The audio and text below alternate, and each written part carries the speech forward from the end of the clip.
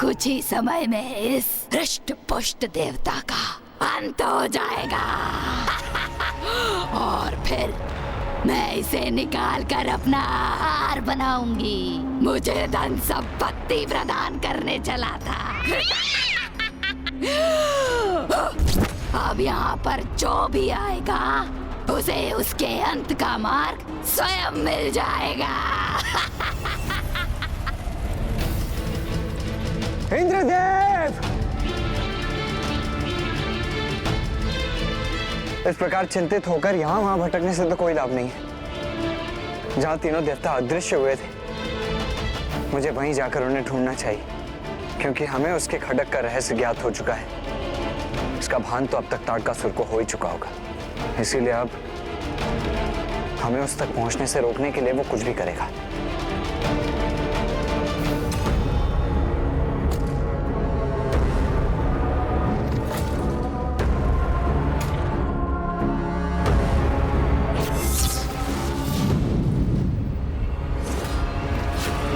रुकिए देवगण, इन पर आक्रमण मत कीजिए।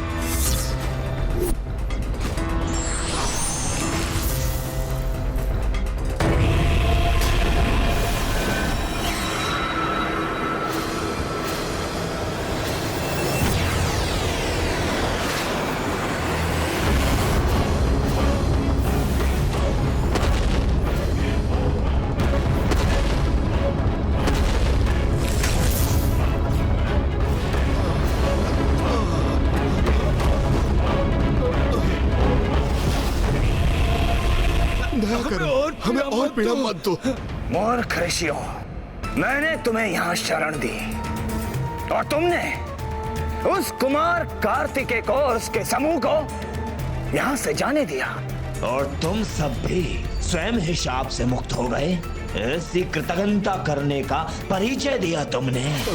अब मैं सर्वप्रथम उस कुमार कार्तिकेय को उचित पाठ पढ़ाऊंगा और फिर यहाँ लौटकर तुम सभी को ऐसी यंत्रणा दूंगा कि सदा तुम्हें इसका स्मरण रहेगा। स्मरण रहेगा तुम्हें।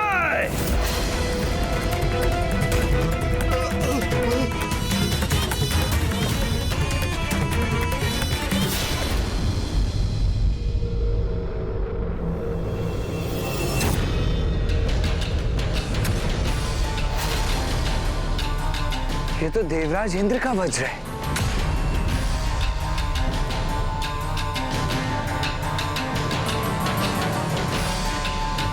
यदि ये वज्र यहाँ है तो अवश्य देवताओं का कोई और संकेत भी होगा यहाँ।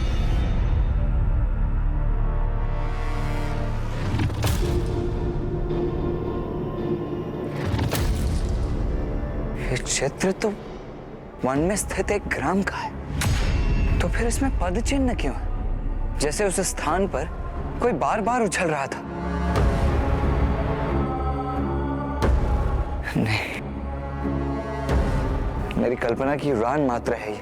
देवराज इंद्र, वायुदेव और कुबेर देव इस अत्यंत अल्प आकार के चित्र में कैसे स्थित हो सकते हैं?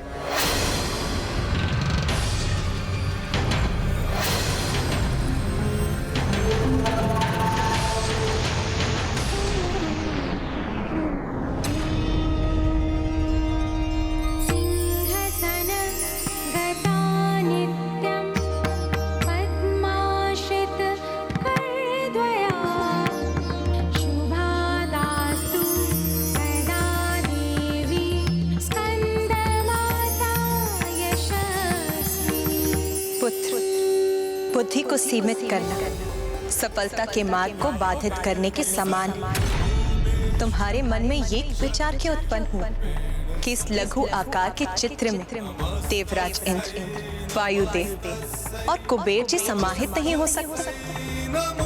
किंतु माता, देवताओं का विशाल आकार इस चित्र में कैसे समा सकता है? पुत्र, इस संसार में ना कुछ छोटा है ना बड़ा, आकार ही सब कुछ नहीं होता। जब ऋषि अगस्त्य इतने विशाल सागर के जल का पान करने में सक्षम,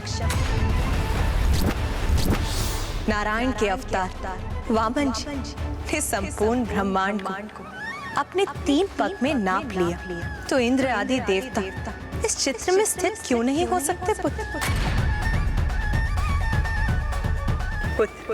अपनी बुद्धि और कल्पना शक्ति को मुक्त कर। तर्क बुद्धि उपयोगी होने के साथ कभी कभी कल्पना के प्रभाव में बाधा बनती, जबकि कल्पना शक्ति, रचनात्मकता, तार्किक बुद्धि की समझ सीमाओं को भेद देती है पुत्र। धन्यवाद माता।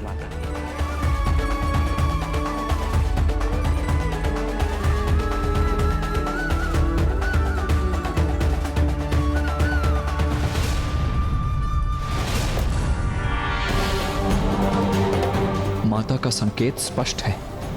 हो ना हो तीनों देवता इसी चित्र के भीतर है। मुझे भी इसके भीतर प्रवेश करना ही होगा।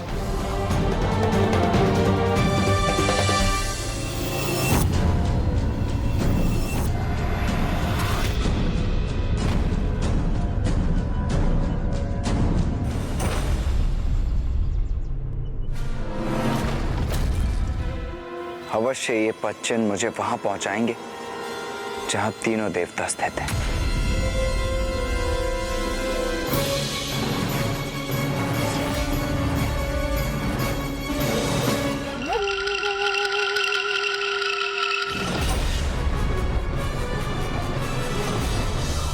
प्रतीत होता है कि ये देवता ऐसे नहीं मानेंगे।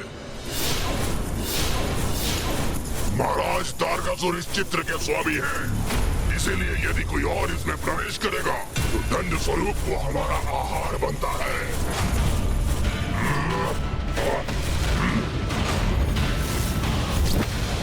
मैं व्यर्थ में इन असुर सैनिकों का वध नहीं करना चाहता, क्योंकि ये तो मात्र सेवक हैं।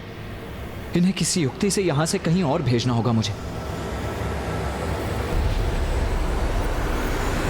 रुको रुको,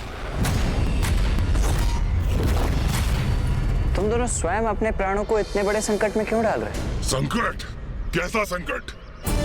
मुझे बंदी बनाने हेतु तुम इस चित्र में अपने स्थान से हट गए, जो कि इस वन से बाहर है, और तुम्हारा स्थान रिक्त हो गया। और यदि अब तुम मेरा पीछा करने में और अधिक समय व्यतीत करोगी तो कदाचित कोई और जीव जंतु उस स्थान पर स्थित हो गया तो तुम दोनों कहां जाओगे?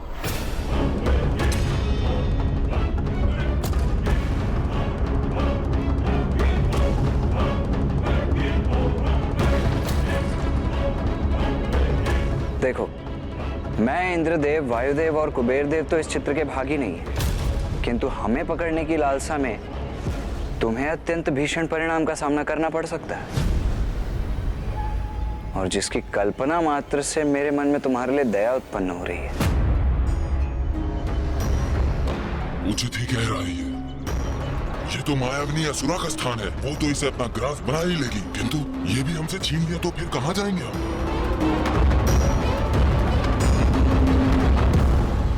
हम तो अभी लौटकर पुनः अपने स्थान पर स्थित हो जाएंगे, किंतु तुम्हारा यहाँ क्या परिणाम होगा वो किसे ज्ञात है?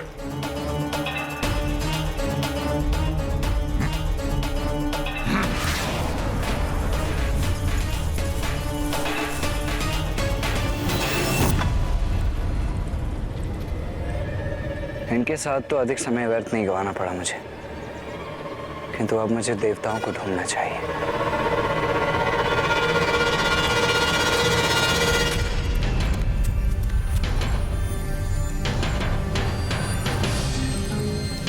ये कैसे स्थान पर पहुंच गया हूं मैं? अब ये भी ज्ञात नहीं कि देवराज इंद्र और कुबेर जी कहां होंगे।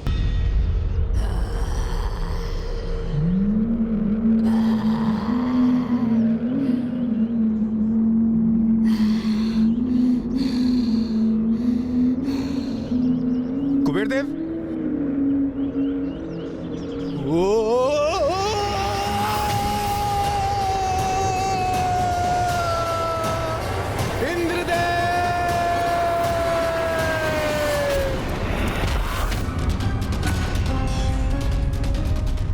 ये तो वायुदेव का स्वर है।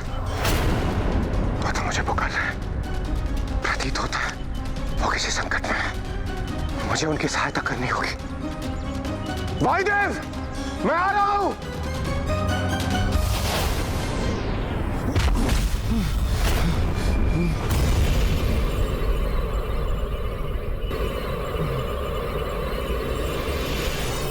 देवराज! कुबेर देव, आप हैं यहाँ?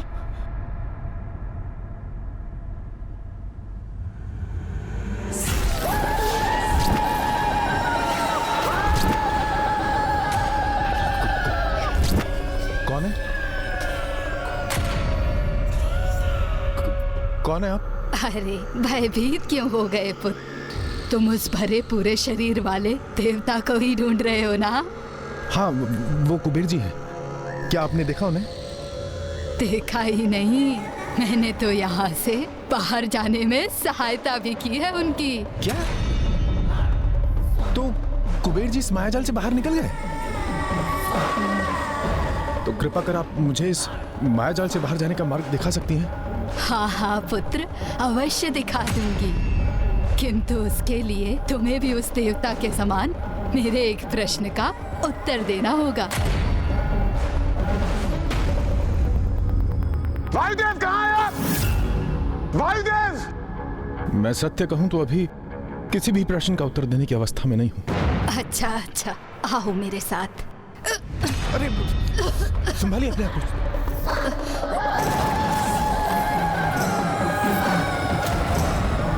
पुत्र, वृद्धावस्था है ना, मेरा दुर्भाग्य है।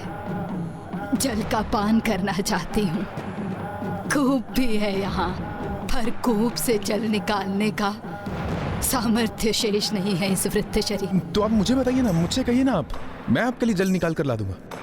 आपका कूप कहाँ है?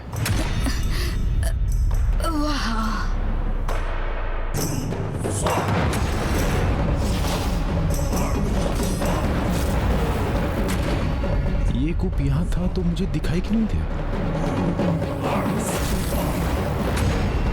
नहीं दिखाई दिया होगा। मेरा मन इतना विचलित जो था, अब तो इससे जल निकालना चाहिए मुझे, तभी ये वृद्धा मुझे यहाँ से बाहर जाने का मार्ग बता सकेगी।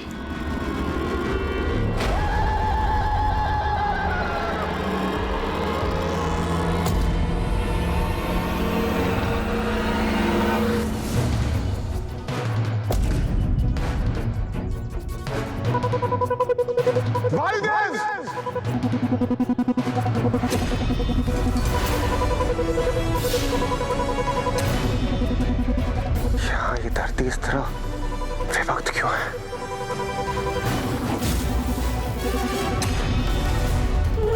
अब तुम भी जाओगे इसके भीतर, मूर्ख।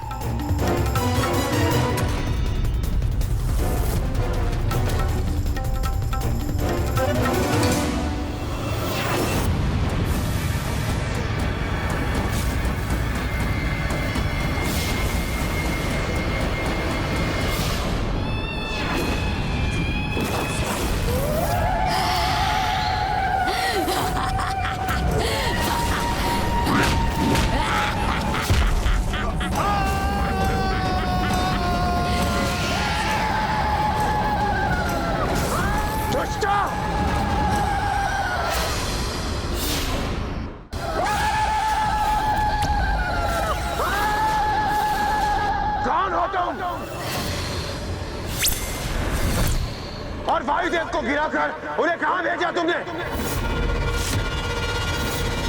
मैंने कहा शीघ्र बताओ, कहां भेजा तुमने वायुदेव और कुबेर देव को?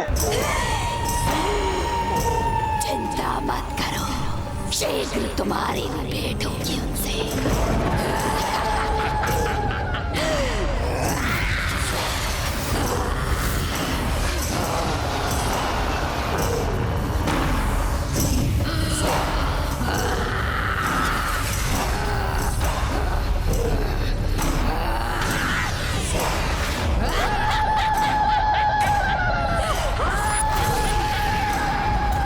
सुनिए, सुनिए,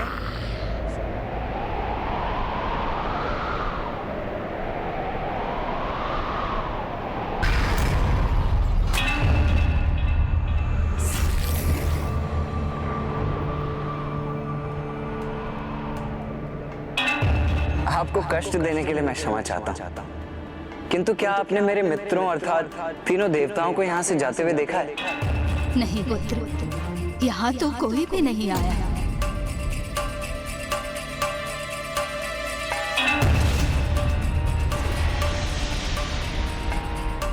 ये पश्चिम तो उस कूप की ओर जा रहे हैं।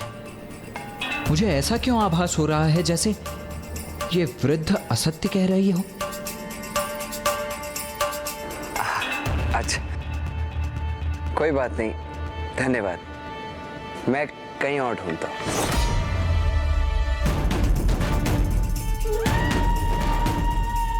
उन तीनों मूर्ख देवताओं को कूप में धकेलने में मुझे अधिक कठिनाई नहीं हुई थी, किंतु ये उनसे भिन्न प्रतीत हो रहा है। यदि मैं इसको भी अपने जाल में उलझाकर कूप के भीतर गिरा दूं, तो सर्वप्रथम इसे का बोझ करूंगी मैं।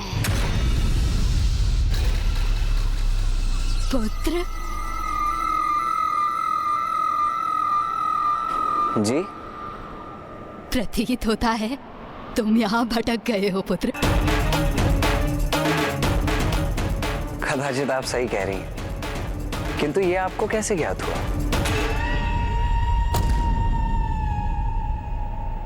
बस एक अनुमान था मेरा। मैं तुम्हें यहाँ से बाहर जाने का मार्ग दिखा सकती हूँ। तब तो मैं आपका बड़ा आभारी रहूंगा।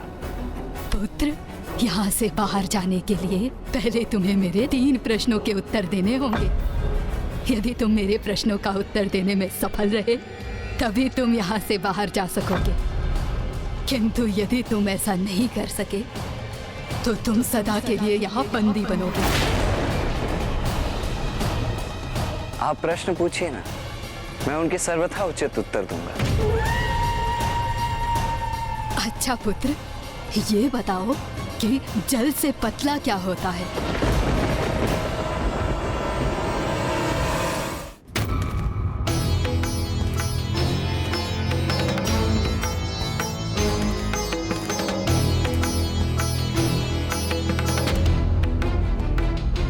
ज्ञान।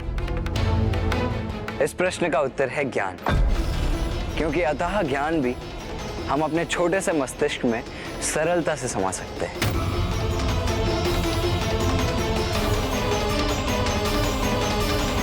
अच्छा तो पुत्र, अब ये बताओ, अग्नि से तीव्र क्या होता है?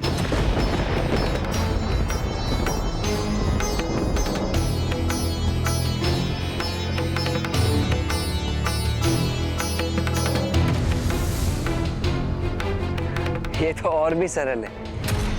अग्नि से भी तीव्र होता है क्रोध, क्योंकि क्रोध रूपी अग्नि तो इतनी भयंकर होती है कि उसमें क्षण भर में सब कुछ भस्म हो जाता है। वो तो उचित है पुत्र, किंतु तुम उत्तर देने के पूर्व कूप में क्यों झांक रहे हो? क्यों ना झांकूं भला? आपके सभी प्रश्नों के उत्तर जो इस कूप में है। क्या? ये क्या कह रहे हो पुत्र? हाँ, आपको ये ज्ञात नहीं था क्या? अब आप स्वयं ही विचार कीजिए ना, यदि मुझे यहाँ से उत्तर प्राप्त नहीं हो रहे होते तो मैं इतनी कठिन पहेलियां कैसे सुलझा पाता? कहीं इसके साथ ही अन्य देवता उस कूप के जल की सतह पर ही तो स्थित होकर इसे उत्तर नहीं बता रहे। यदि ये सत्य है तो पहले मैं उन्हें का अंत कर। अच्छा चलिए, अब मैं भी आपसे एक प्रश्न पूछता हूँ।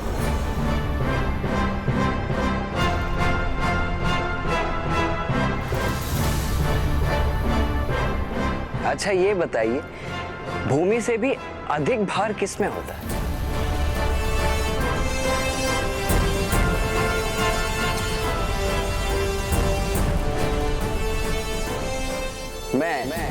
मैं देता हूं इसका उत्तर। भूमि से भी अधिक भारी होते हैं पाप, वही पाप जो आप कर रही हैं, निर्दोषों को इस कूप में ढकेल कर।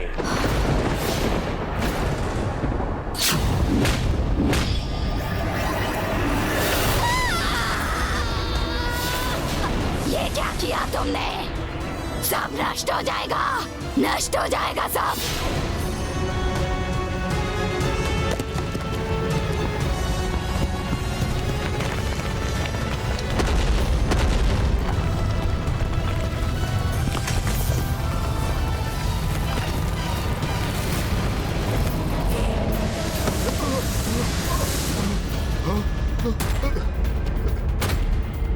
अंततः चित्र से हम तीनों तो बाहर आ गए, परंतु कुमार कार्तिकेय वो कहाँ है?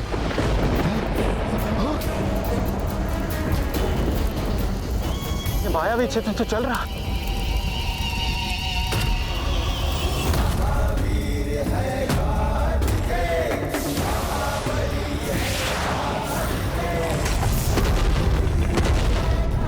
हमें इस माया जाल से मुक्त कराने के लिए आपका कोटि कोटि धन्यवाद कुमार कार्तिकेय। अब हम सभी पुनः सुरक्षित हैं, तो हमें आगे बढ़ना चाहिए जिससे हम उस वस्तु तक पहुंच सकें।